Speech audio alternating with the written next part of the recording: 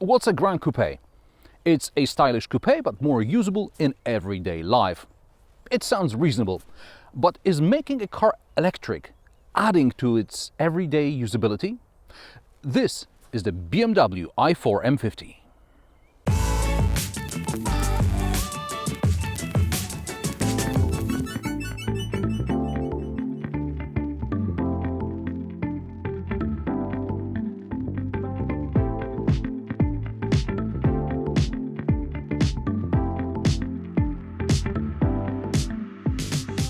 Yes, this is an electric BMW 4 Series Gran Coupe. If you were to park the internal combustion engine version next to the electric one, you'd have to look hard to spot any major differences, maybe except for the fact that one of them doesn't have a tailpipe. The only other real difference is the ground clearance. The ordinary 4 Series has 14 cm and the i4 has 12.5 cm. And due to its mostly closed grille, the i4 has slightly lower drag coefficient. Praise the Lord for relatively ordinary door handles, flush but not electric, and they don't require a special technique to open the door.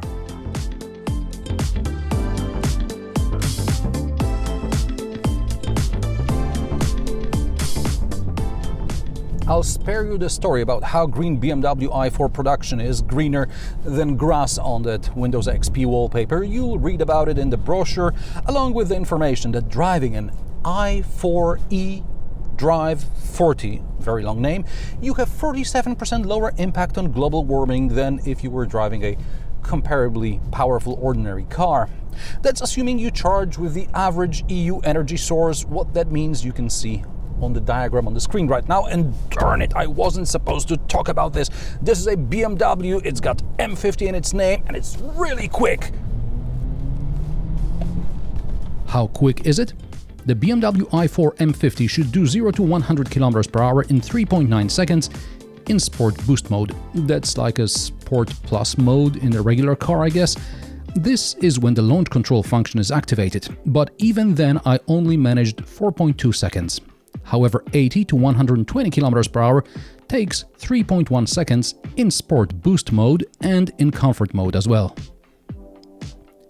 To put it into perspective, the M3 competition I reviewed last year should have the same 0 to 100 km per hour time, but I managed only 4.5 seconds. However, the M3 accelerated from 80 to 120 km per hour in just 2.2 seconds. So yes, the i4 M50 is very quick.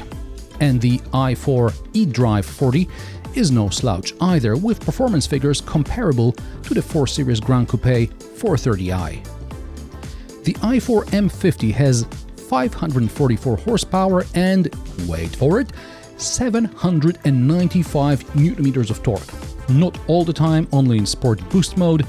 Under normal circumstances, you have to deal with leisurely 475 horsepower and only 730 Nm.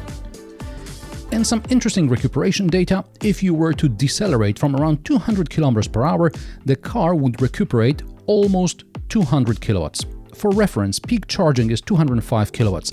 Going downhill pretty quickly makes sense, I guess.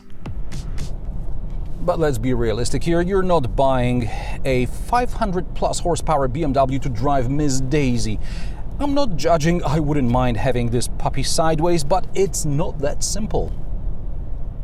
The M50 comes with electric xDrive. Thanks to two motors, it has more recuperation power, but it also reacts quicker to changing conditions and driver inputs. On dry tarmac, this thing is glued to the road. Even in sport mode with DSC off, the car won't allow you any hunky-punky. Maybe on a truck, but this time I didn't have a truck available. On a public road, as you take corners fast, you realize the i4 M50 is not a lightweight car. The batteries may be just 11 centimeters tall and be very low to the ground, but the i4 still weighs a whopping 2,300 kilograms. That's 400 kilograms more than the M440i xDrive Gran Coupe. A 3-liter diesel X5 weighs 2,300 kilograms. So it's like with most EVs. They're fast in a straight line, but in the corners the adaptive suspension and sophisticated drivetrain have to do their magic to defy the laws of physics. It's not impossible, but gas cars seem to do it better. The X6M was better to drive than the i4 M50. The steering is light but direct. It's not as good as in the Porsche Taycan, but more than adequate for someone who just switched from an Audi or a Mercedes. But interacting with the i4 lacks drama. It's not a butterfly knife, but a surgical scalpel. Okay, and how is it to drive every day? In the city, it's fast and agile, so merging will not be a problem. Also, people look at this frozen Portimao blue paint job and let you in anyway. I love the reversing assistant feature that was introduced a couple of years ago. The car remembers the last 50 meters and traces its way back out. Great stuff, unless someone parks on your path.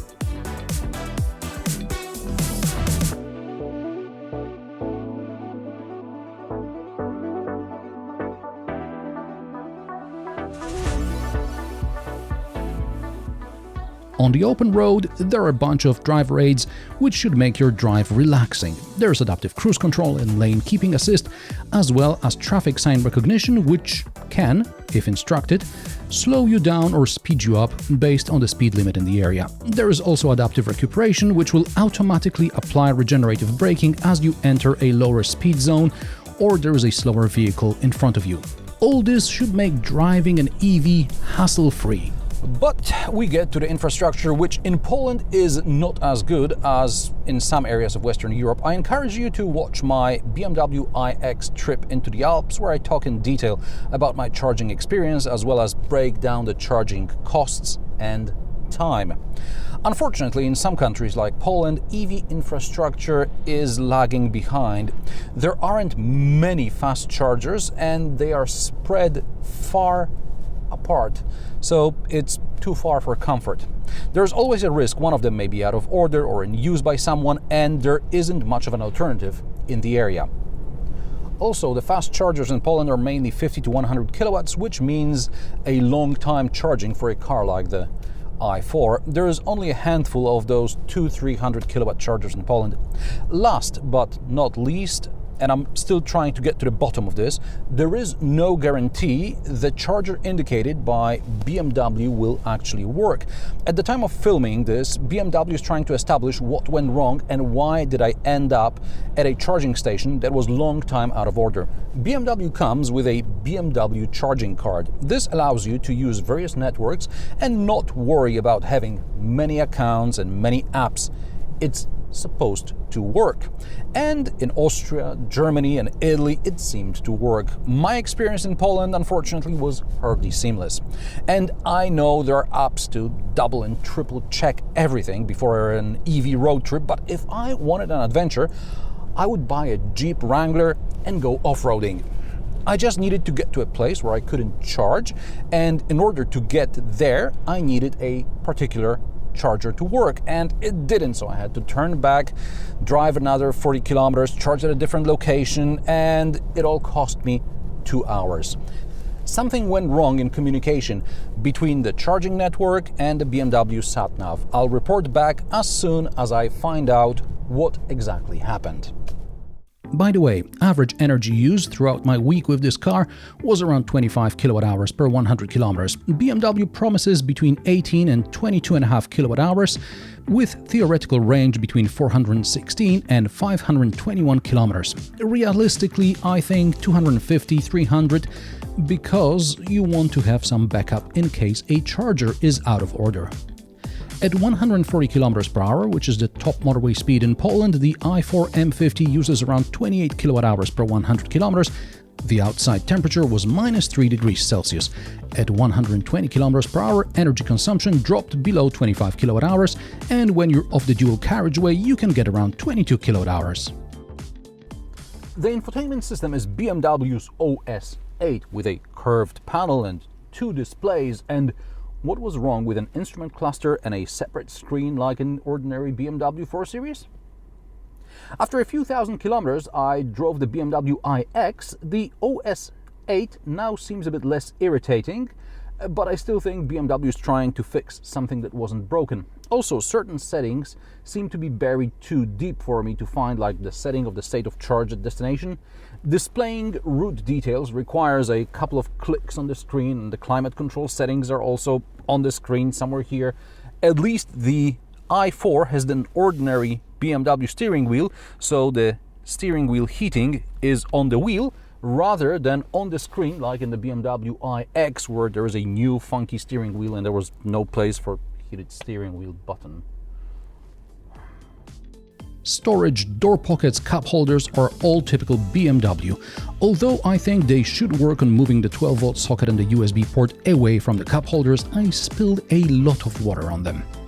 Rear space is average, okay to sit, but when you're charging and want to work on a laptop, it may be a bit tight.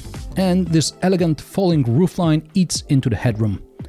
On the plus side, there are good door pockets, cup holders, third zone climate control, as well as 2 USB-C ports. The 470-liter boot is the same as in the ordinary 4 Series Gran Coupe. The backrest splits 40-20-40, which gives you up to 1290 liters. This is more practical than your 4 Series Coupe, but space between the wheel arches is narrow, and if you put a suitcase on its side, you may have a problem shutting the tailgate. Price of the BMW i4 started at €59,200 for the i4 eDrive 40. The M50 starts at €70,800. This test car, with options, costs about €88,000. Without a reliable charging infrastructure, EVs are only good for the city. Tesla knows this, which is why it develops and maintains its own supercharger network. Assuming the infrastructure in your area is adequate, then the i4 is a pleasant enough car to get from A to B. The question is whether you buy an M50 car to potter along from one charging station to another. Let me know in the comment section below. If you like my sarcastic, down-to-earth and possibly mildly amusing car reviews, join me every Friday at 3 p.m. Central European Time, and don't forget to subscribe and like this video, as it helps me with the YouTube algorithm. Thanks for watching, and I will see you in the next one.